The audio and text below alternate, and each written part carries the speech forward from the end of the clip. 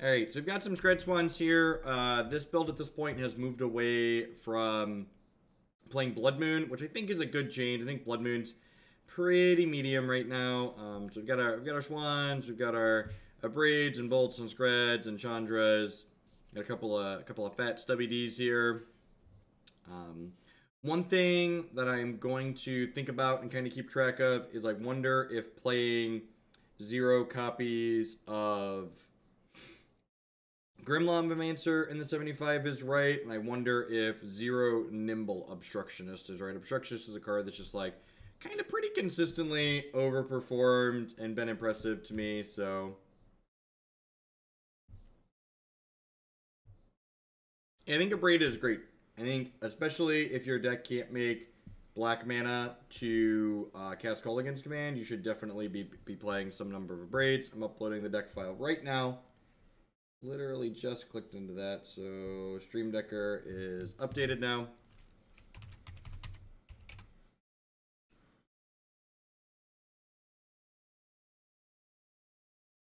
I do try to be more interesting than textbooks on occasion. I mean, I didn't single-handedly make Nimble Obstructionist spike. Speculators buying them by the dozens is what made Nimble Obstructionist spike.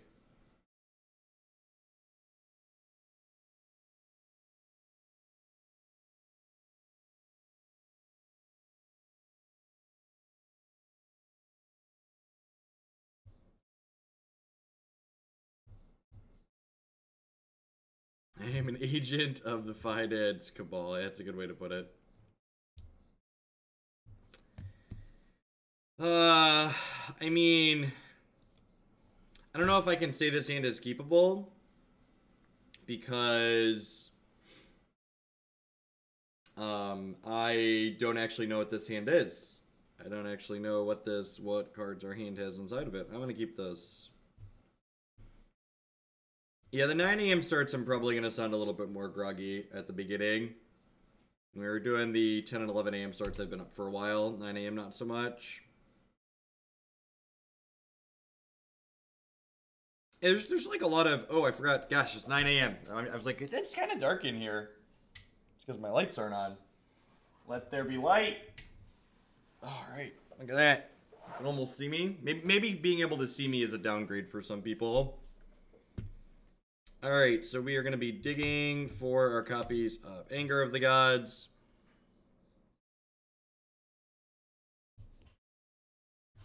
You have 2 Angers in the main. Another good thing that I wanted to think about was, you know, there's 2 Angers in the main, but we don't have a 3rd Anger in the sideboard, and there's 0, there are 0 surgical attractions in this 75, so, you know, we don't really have much graveyard hate as far as things are going. Yeah, it could be Vengevine. Gravecrawler likely indicates Vengevine, right? Some Vengevine iterations play Bloodghast.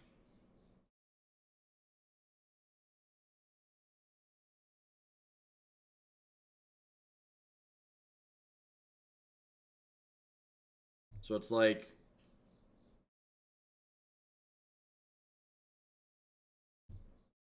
Pithing Needle is just generally a low impact card. It's like mana efficient, but it's pretty low impact. I think we're basically just like bottoming anything that's not Anger here. Yeah, I think we're pretty dead. There's probably a good chance we're very dead.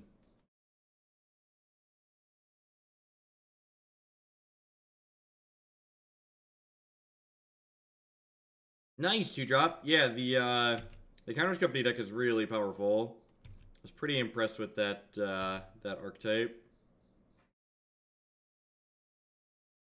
Opt main phase in case we hit a Serum Visions. Yeah, I guess that's true. I don't know. We're pretty dead regardless, right? Like they just been to Bridge from below.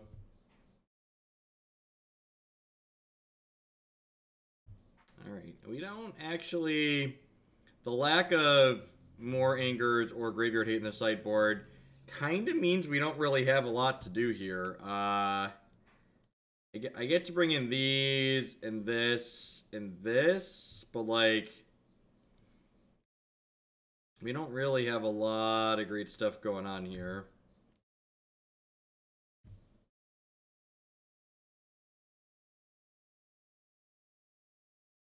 Amphils. I'm supposed to say Waste Not deck.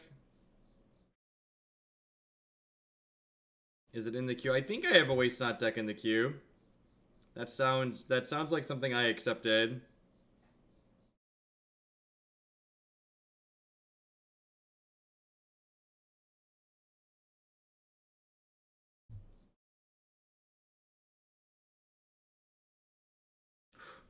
At 7 a.m. is early. Yeah, I think it looks like my schedule moving forward is gonna be 9 to 3 cornfield time. Waste pack. Yes, yeah, definitely have that in the queue. Or I definitely looked at it and approved it. I don't know. I don't remember 100% if I actually added it to the queue already, but I definitely saw that deck list and said, yes, we can play this.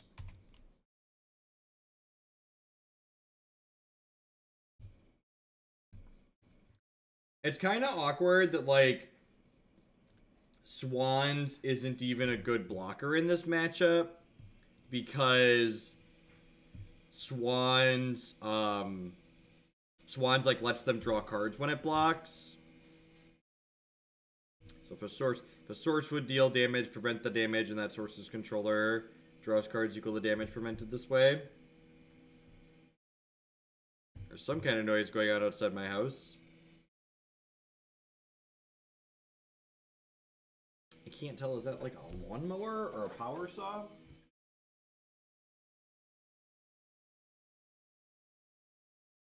Oh. Do you guys hear that? Can you hear it in the background when I'm talking? I think I have my noise gate might be canceling it out for the most part. Yeah, I don't know. Unfortunately, I don't think there's anything I can do about that. They are doing construction on, or they're fixing part of the street across the street. Okay, cool. So it's not keeping the noise gate open, but you can hear it when I'm talking. Yeah, it's about the best I can do.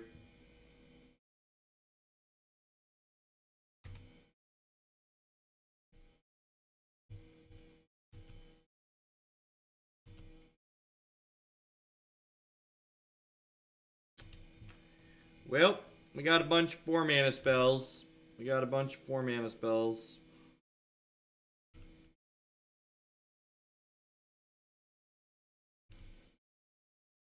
They suspended a Greater Gargadon as well for people that didn't see that game action take place.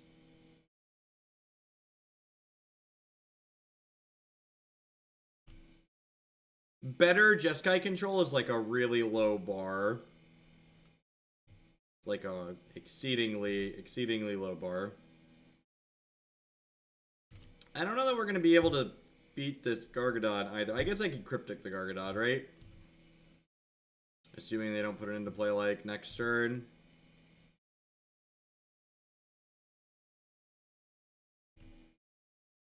They're sacking this again, so I assume that means they're going to use this mana here. Yeah, Bloodghast plus Gargadon is interesting. It's good the first couple turns, but these Bridgevine decks tend to like not have that many actual lands in them, which made Gargadon a little bit, which made Bloodghast a little bit more medium when I played it.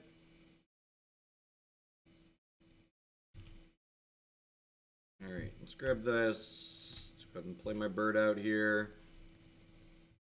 Next turn, we get to recall, which is nice. We are taking at least 5 this turn, though, which is just a lot of damages.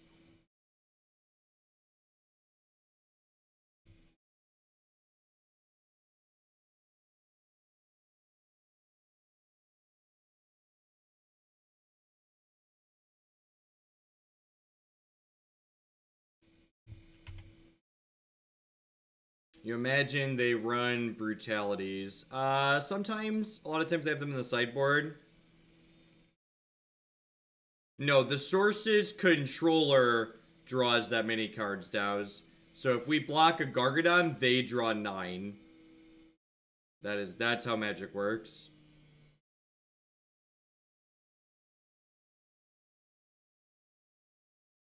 Yeah, Swans would be absurd if I like got to block here and draw 2 cards. Like this card would see a ton of play if I drew cards regardless of who did stuff with it.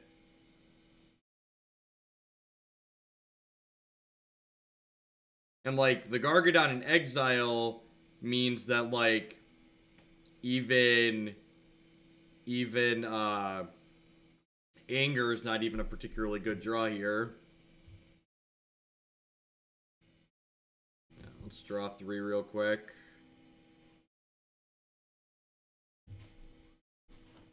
Stubborn Denial, not our particularly best card at the moment. We are probably on the tap draw plan when they enter combat here.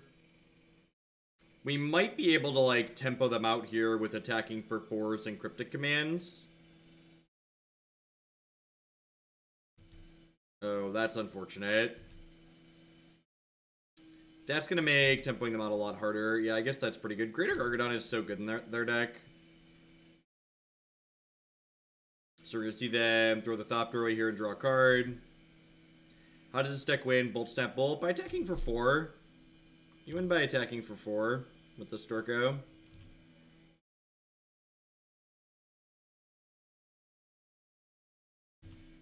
So hopefully they force the Gargadon to unsuspend next turn. And then we can Cryptic, counter it, tap their team. Why was our attack a loose decision? Like, I'm not blocking, so why shouldn't I attack? Can you explain why it's a loose decision, Heroic Spirit? What about it makes it a bad idea?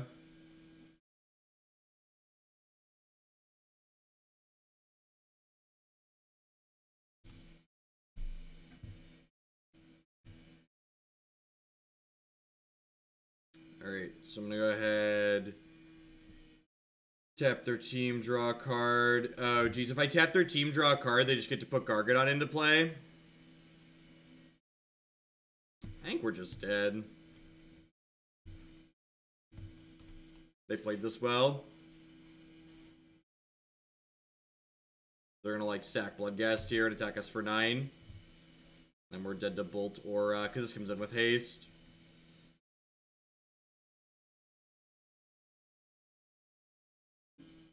I mean, we Karagart Gargadon for, like, this exact reason right here that you're currently witnessing.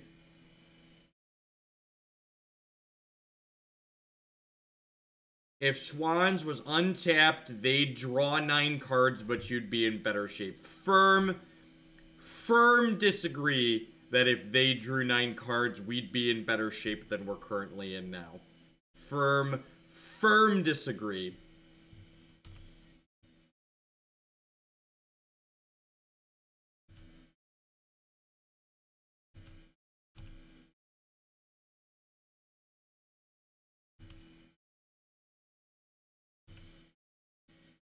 Alright, so what are we doing here? We're going to discard a Snow Cover Island to hand size. Then we're going to Cryptic tap draw this turn again.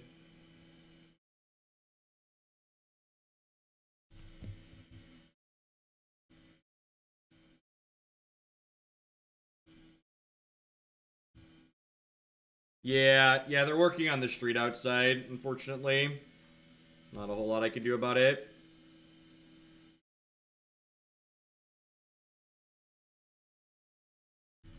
Okay, it's another Hangerback Walker, but they don't have a sacrifice outlet anymore, so they can't block with it. Looking for Snapcaster Mages at this point, so we can start snapping Cryptics. Am I dead? I believe we are dead. Yep. Technically not dead yet. We could hit an Anger of the Gods here.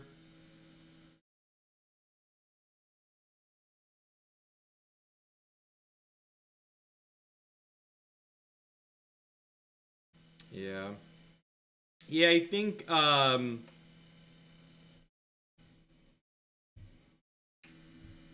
I should have taken this submitted list and then readjusted. I've been adding some extra graveyard hate to a lot of the decks that have been coming up, especially the fair decks that people have submitted that we're getting to. And I think I should have added, I probably should have just put, like, the full boat of Angers in this 75.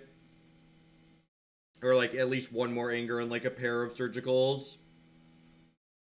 Anger's, like, pretty good with the deck in general because it, like, takes Swans and lets you draw cards in addition to clearing their board if you have a Swans in play. So, yeah, there should probably just be a full suite of Angers.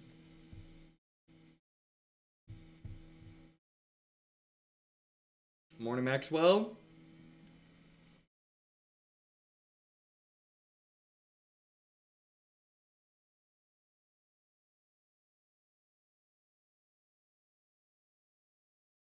I was thinking about potentially adding this one to my website, but I'm not sure if it's got the appropriate power level to be worth adding.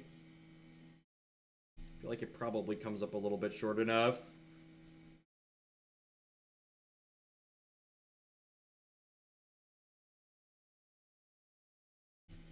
I think Blasphemous Act is too cute. Thank you. I think the easiest way to make decks like this extra bad is just like put a bunch of cards that aren't constructed playable in it. The best way to build around an interesting card is to surround that card with cards that are otherwise modern playable. So that way when you don't have your key card, your deck like still does something.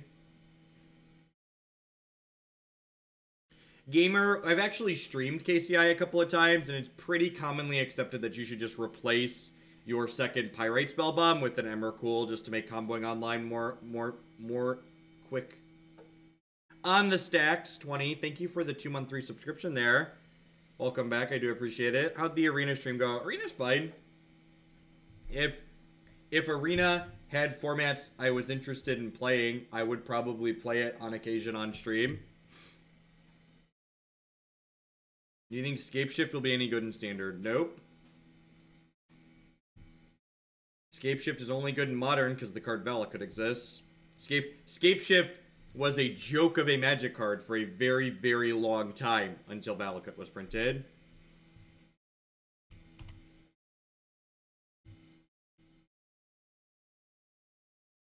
Yep. Alright, let's draw a red source. Ding. It's a red source that hurts a good bit, but it's better than not having a red source, I suppose. Valakut confirmed for Rav, right?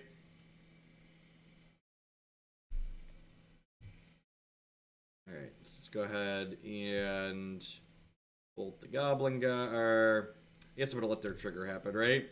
Bird is the word. It is, or what? Thank you for the 8-month free subscription there. I appreciate that. Welcome back.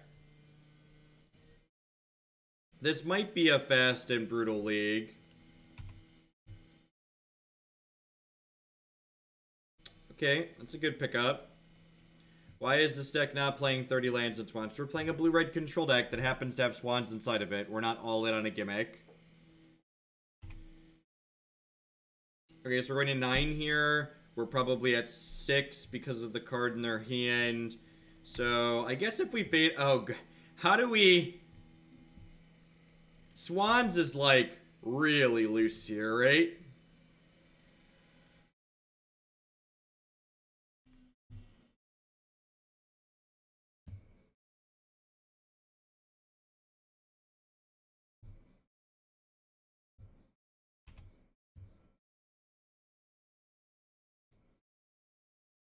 Alright, let's dig for stuff. Clique is actually really good, and so is Snapcaster Mage, actually.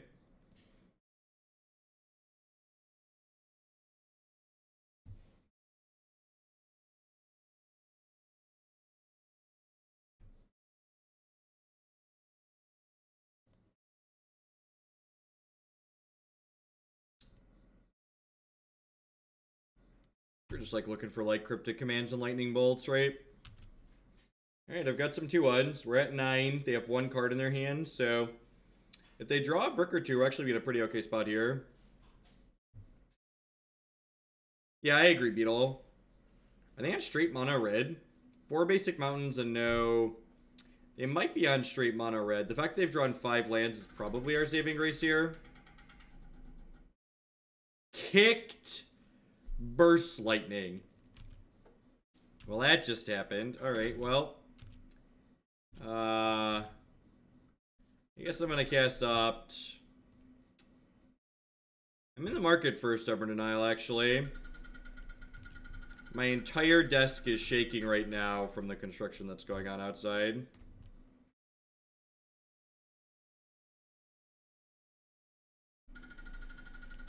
Second kick Burst Lightning. So my opponent made a small mistake here. They should have definitely waited till I targeted them. Now they let me cycle my Opt for free. Basic land is the Stone Cold Nuts here. I get to go ahead and play my bird out. Now I have my fat stubby D up. Culta Kim, thank you very much for the brand new tier 1 sub. I do appreciate it. Welcome back. What are some of the best 2-card combos in Modern? Stoneforge Mystic and Batterskull, and Splinter Twin and Deceiver Exarch. Yeah, they have no cards in hand. I'm leaving back my Snapcaster Mage here, because if they draw a Goblin Guide or a -6 Whisper, I want to be able to block with something that doesn't let them draw cards. Alright, we beat the burn deck when they drew 6 lands, chat. We beat the burn deck when they drew 6 lands. We did it. We did it. We did it. Hooray! Stop shaking my desk.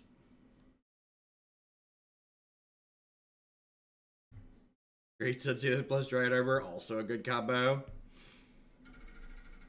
How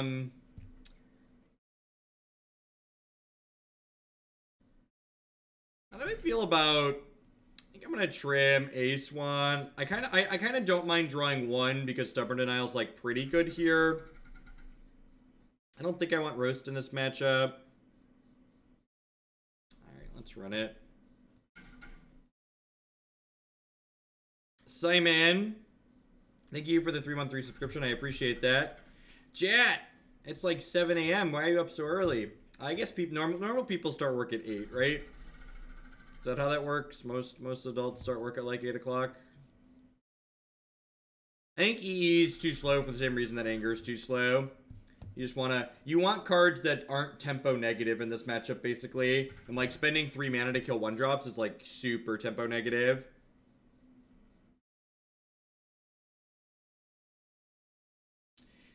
I think a non-zero number of Swans to turn on Stubborn Denial is not unreasonable in this matchup, is basically what it comes down to.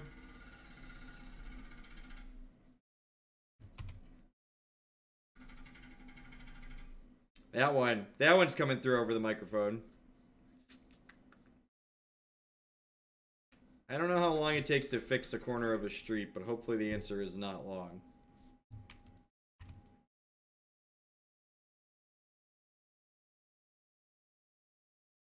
Why am I up this early? Well, it's 9 a.m. cornfield time. And what my wife and I refer to as Declan o'clock occurs at approximately 6 a.m. cornfield time.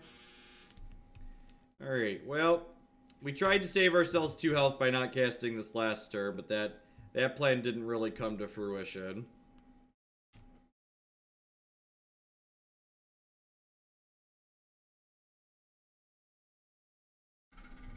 I work 10 to 7. They're terrible hours. It will take them 3 months to fix 3 quarters. Yeah, I think this is a keep. We'll also take 1 hit from a 1-drop, but like, I get to go, like, remove your thing into Click plus Dispel. I enjoy fair games of Magic, and I've always liked Zoo decks. I've been thinking about the Landfall aggro deck. I've seen about 5 of those leagues. Do you recommend that deck, or should I buy something better? I think that deck is a really very reasonable choice. I also think that it's a good choice to pick up if you think you might move into more other modern decks too, because a lot of the expensive cards in that Landfall Zoo deck are like the fetch lands in it, and the fetch lands are going to translate really well to a variety of other decks. Like the money that you're putting into buying the Landfall aggro deck, if you decide that it's not for you, or if you want to pick something else up at a later date, you're going to be able to transition that deck into other decks very easily.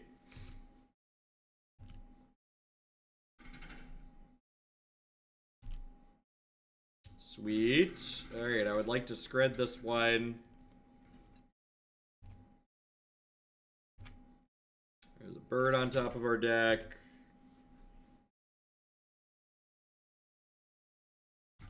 Yep. Alright, I'm down to 12. So I'm going to play this. The question is, do I want to jam Vendilion Clique here, or do I want to Harvest Pyre their Goblin Guide? I think I want to Harvest Pyre the Goblin Guide here.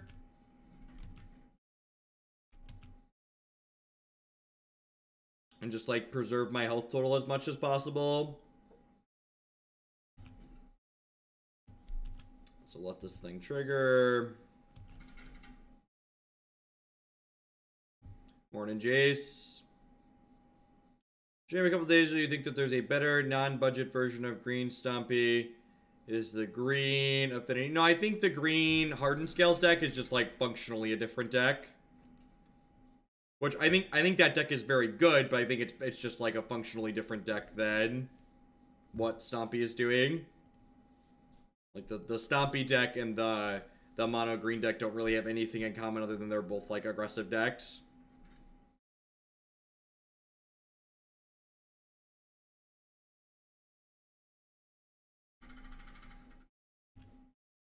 Alright, they've got 3 cards left. Like I said, I was pretty surprised to win game 1 of this matchup. I think the only reason we won game 1 was because our opponent flooded pretty badly.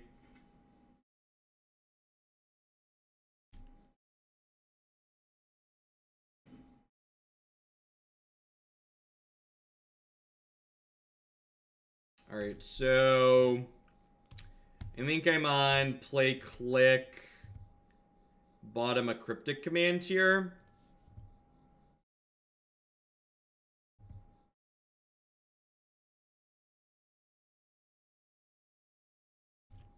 It's like need a 3rd blue. I think Searing Blazed. They could kill us here. They could like go blaze it and then hit us for 6.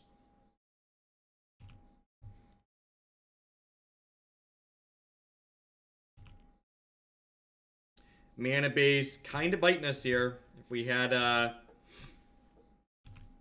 3rd blue there, we would have been able to dispel that Searing Blaze and then probably be ahead by a pretty significant margin, honestly. So at this point, I think I'm pretty happy with most of the cards in my hand, so I'm going to play this and target them. Again, just like hoping to not die in response here. This is going to be like a kick Burst Lightning again.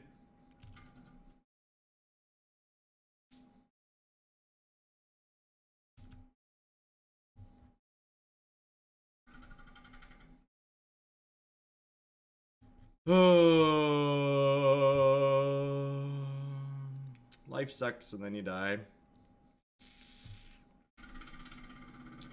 Feels bad, man. Yeah, I don't know. You could maybe make an argument. I feel like playing scared and like never putting a threat into play is pretty bad there. Like obviously like double Searing Blaze is like the worst case results for us, but we need to actually kill the opponent. Remember, if you give the Burn deck a bunch of draws, like their average draw is just dealing damage to you, so the best way to beat Burn is basically a combo deck. It's you need to actually put a clock into play while you're disrupting them. If your plan is to just disrupt them, they're gonna have way more burn spells than you do disruption.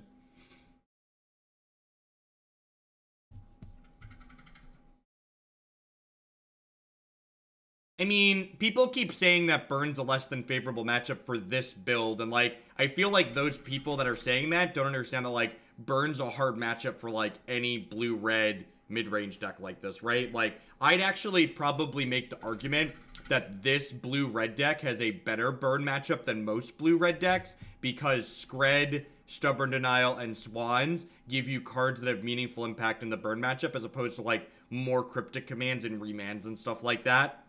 Like, I feel like everybody's just pigeonholing in on the fact that, like, sure, they can bolt your Swan and, like, get value out of it, but Swan also enables us to play cards that are, like, very good in the matchup, and Swans is a way to actually kill the opponent. So you're right, while in the worst case scenario, Swans is very bad, I think this build of this archetype has okay tools for that matchup.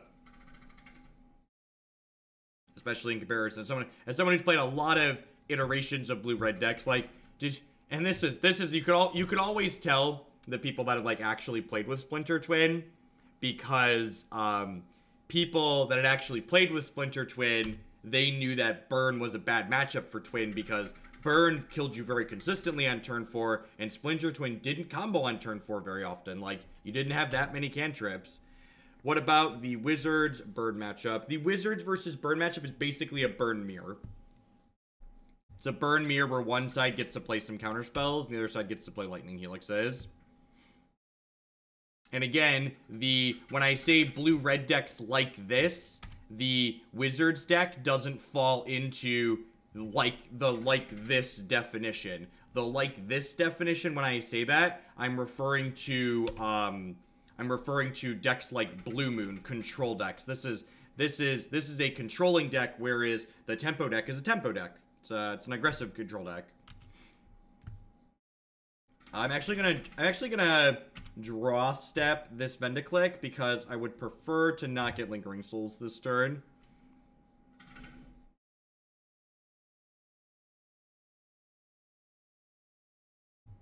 The Bloodstained Mire Marsh Flats is pretty marginal.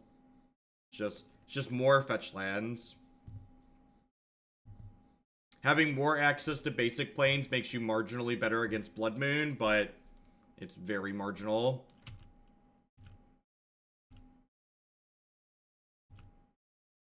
That was the turn 3 Riveler.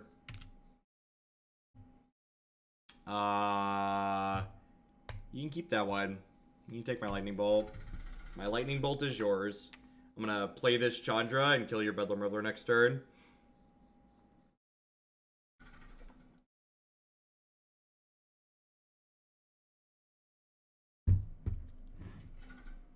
So we're gonna go to 14 here. And they're gonna have a bunch of Faithless Lootings left over to kind of filter through some stuff, but I'm gonna have like Birds plus Chandra here. They have 4 lootings in their bin. They're looting on turn 1, bin 2 lootings.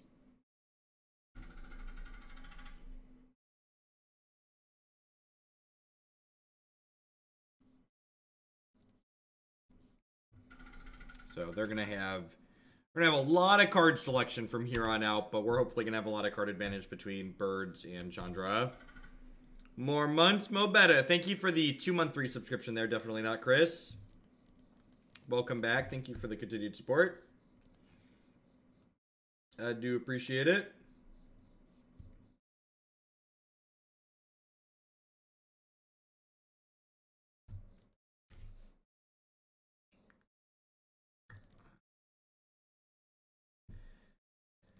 I'm a gambling man. Let's go ahead and do this.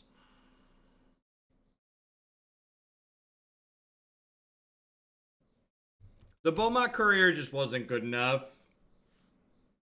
I think Beaumont Courier comes up short in Modern for a lot of the same reasons that Geist Saint Traft comes up short in Modern. And that's just that Modern is a very creature-based format.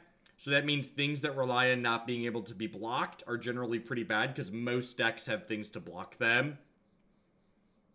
They are currently doing construction out in front of my house. The city of Bloomington.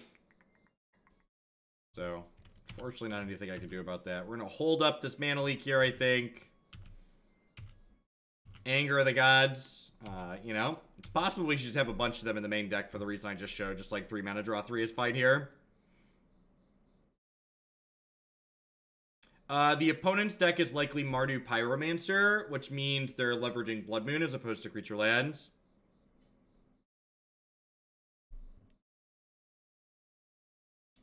I mean, sure. It's only fair that I got to recall, so they get to recall too, right? Yeah, basically I wanted a third way. So the one retort in my sideboard is because I wanted a third way to, what's the word I'm searching for? I wanted a third way to counter Primeval Titan and Wormcoil Engine, but I didn't want a third Disdainful Stroke, is basically why the Wizard's Retort is there. Because I think 3 strokes a little narrow.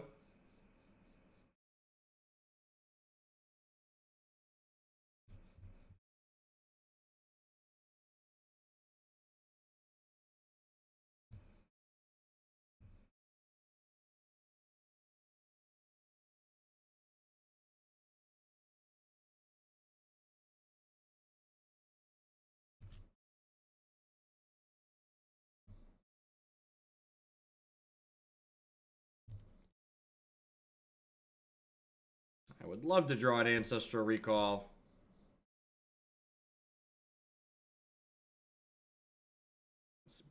Boop, boop him on the nose.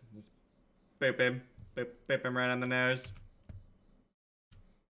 Scythe Leopard's just not good enough. It's not enough damage.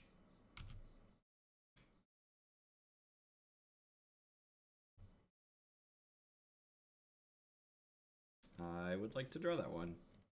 Yeah, if you don't care about Primeval Titan, Ceremonious Rejection is fine. If you care more about KCI than Primeval Titan, then you should definitely play some Ceremonious Rejections. I like that Disdainful Stroke's flexible and gets to come in against blue-white control though too, which is nice.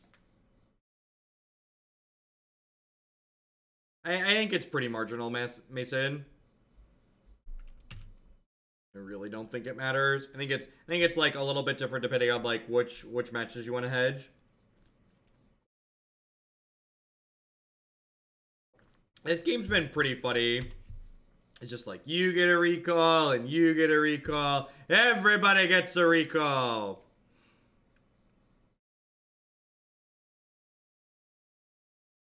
It also hits Logic Knot against blue-white, which is absurd.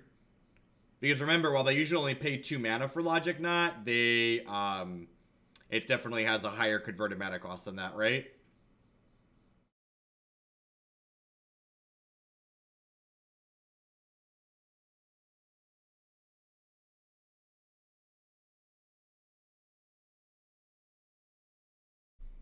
You killed my bird. That bird did such great things for you, opponent. Rude.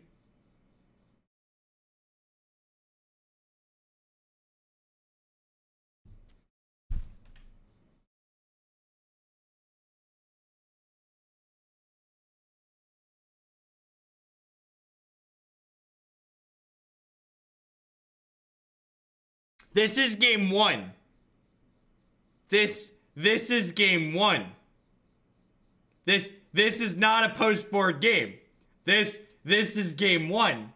We've actually come full circle on the surgical. I mean, surgical, like, board-in surgical against everything is a meme on this channel for a reason. Like, the literal meme is we should just main deck it because we always want to board it in. So, like, you know? Just, is there anything more fitting than what has just occurred?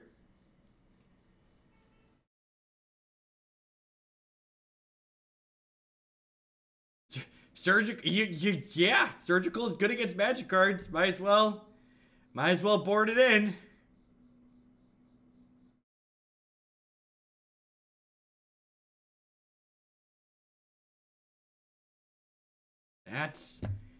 That's some good clean living.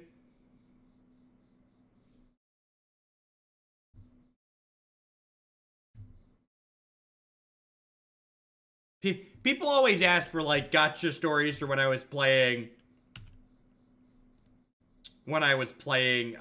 Paper Magic, and I was playing Kiki Chord at an open one time, and my opponent sat down across from me and we were making small talk, and they mentioned that they knew who I was and they watched my stuff, and then they played Grafdigger's Cage turn 2 of game 1, and I called a judge and was like, that's usually a sideboard card, and they deck checked them and they gave them a game loss because it was a sideboard card.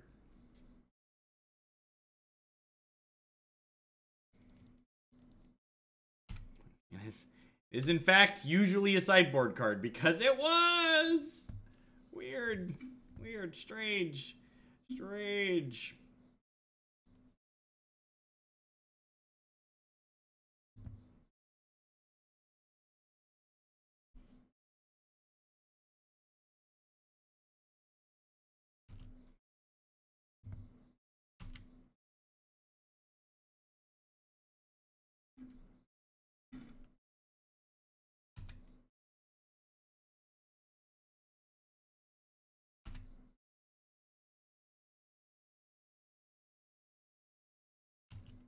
Yeah, we have Snapcaster Mages in our deck. There's a deck list on your screen if you're on mobile.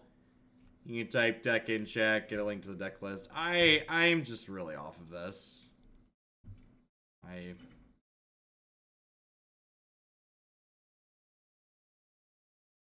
Yeah. This is a valuable lesson. These blue-red, this is a fan favorite archetype. These blue-red control decks in every iteration. This is like a style of deck that people like desperately want to be good. And I'm gonna show you exactly how to make this archetype good. You play this instead, because it's basically a proactive version of the Blue Moon style deck. Blue Moon is a type of deck that people love to play. Put some Delvers in your deck, put some Nimble Obstructionists in your deck, play a bunch more burn spells, and like just actually be able to kill people. Yeah. Play better birds. And it's even about Swans. Like, I don't think the Swans aspect of that deck was strictly the issue. I think the Blue Moon, the blue-red control portion, just like, isn't particular. Honestly, I think the Swans make the archetype better than some of the other iterations that people play of that archetype. I think the Swans are better than a lot of the more dedicated controlling builds that people play. But I don't think either are very good, so